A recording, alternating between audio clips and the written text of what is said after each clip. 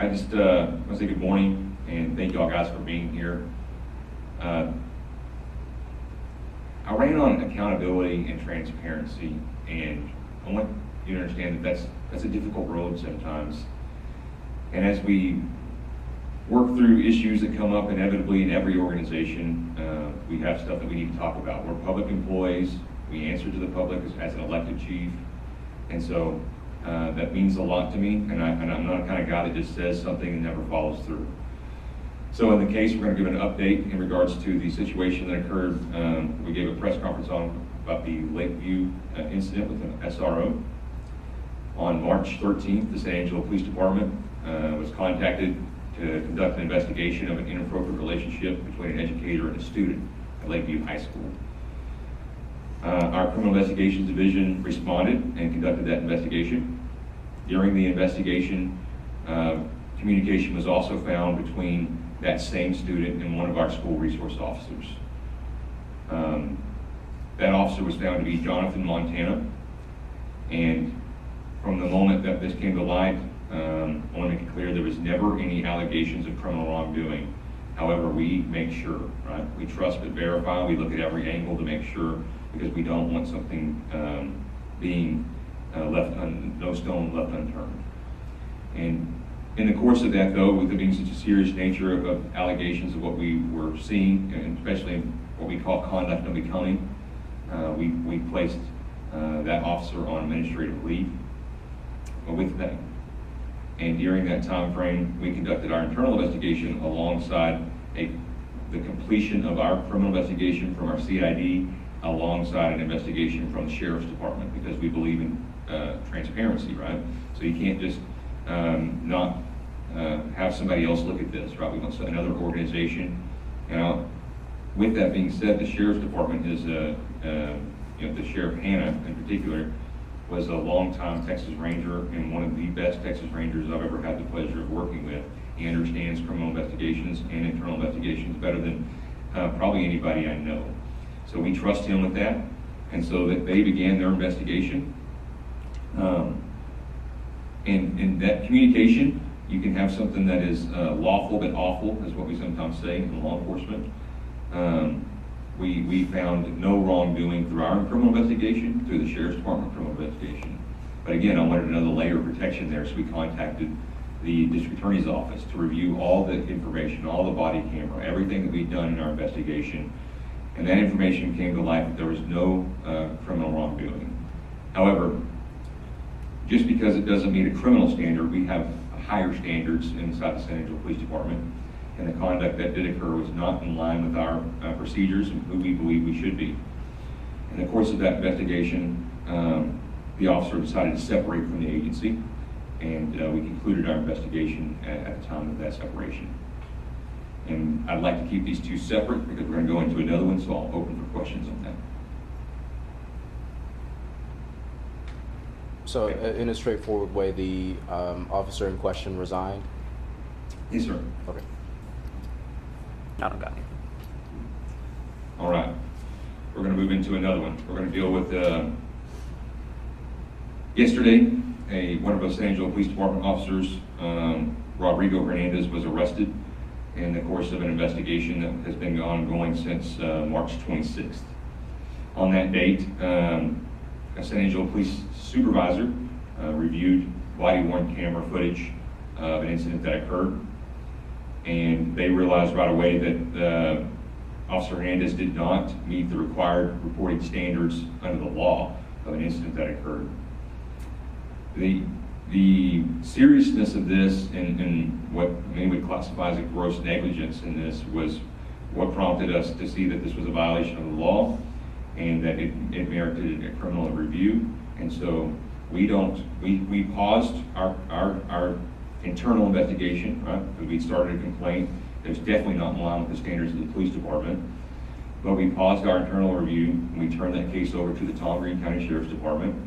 I know the sheriff himself was working in this, and we wanted to let that go through. And I think that's important to understand that we fall under what's called civil services 143 of the local government, of the Texas Government Code. And so there's certain laws that we have to follow as part of the San Angelo Police Department that we are obligated to follow. And so when we did this internal investigation, we restricted his duty initially, just when we had the internal, and then when we turned it over to the Sheriff's Department and realized that this was going to meet the standard, that we placed him on administrative leave with pay. Again, we're following procedures that's laid forth under civil service. As soon as the Sheriff's Department completed their investigation, they turned it over to the Tom Green County Attorney's Office. And we received information that this was going to be prosecuted because of the nature of it. Now, I want to make it clear that our next steps that we took do not force any merit to the criminal case, right? They are separate, or they are not connected, and that's why you see that verbiage, and also why you see the word temporary, because temporary is something that we look at based under what I'm allowed to do under the law. That is law of the Government Code 154.056 allows us to place people on unpaid leave. So still currently a member, but unpaid. That's a different step than what we've done in the past. Usually what we see with criminal investigations in the past, we would just simply place them on paid leave and let that run through. If probable cause exists that you've committed a crime, and that's been alleged, and the judge has looked at this, then we're going to place people on unpaid leave. And then we'll walk through our internal investigation. And so that's where we're at in this. The allegation in the law in question is failed to make a required child abuse report. It's a Class A misdemeanor. It's designed for professionals. It's designed that you have a requirement, and the law has said that you have to do certain things, regardless of whether or not you're the police or a teacher or a nurse or something of that nature. And so that's where this is at. I want to make it clear that, again, being placed on unpaid leave does not give any merit to the criminal case. It means that that's where we're conducting our internal case, and we will share updates as we go. The law that a reference of 154.056 is a temporary statute inside that process to either be reinstated or to be terminated.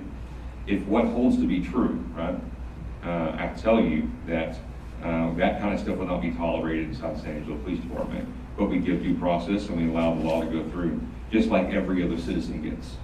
That due process is important under every aspect of our Constitution and what we stand for. So I want that to be clear, that this is not special treatment from an officer. This is what every citizen gets. And these two cases are in the 1 percentile of our department, right? These do not represent the totality of the hard work that's done every day. But I will not stand by and wait in the shadows when we have stuff that occur that does not meet the standard or that's a violation of the law. And that's what, even though it's hard, we will walk through being transparent and open. So I will open that up for questions. How often do you go through police officers' body camera footage? Yeah, so we have, some sergeants do it more than others, but we look at that once a month. There's a set number that we require supervisors to review, and we keep logs of that. Was this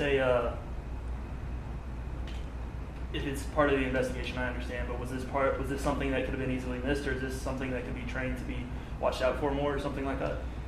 I would say that it's of such a nature that it prompted this, right? So this is not something that's just willy-nilly. We look at as mistakes, right? The law is pretty explicit in that, and so without going into more detail than that, then that's where we have to stay at, because again, we're respecting due process. We're not going to release information that is as an ongoing criminal side, and that's what we used to say in the 90s, right? This is an ongoing criminal, no statement. I'll tell you what's going on. I just can't tell you the aspect of some things while we waited, right? Talking about the other officer, right? It's because we have a process, we have laws we have to follow under the local government code and the procedures, and that's important to us. I will say that no matter what the outcome of this case, we are going to make sure that students and youth are taken care of. The most vulnerable of citizens we will stand by, regardless of whether or not you're the police or you're an average person. We will hold the standard fairly across the board. Thank you all very much. Thank you, Chief. Thank Thank you. you.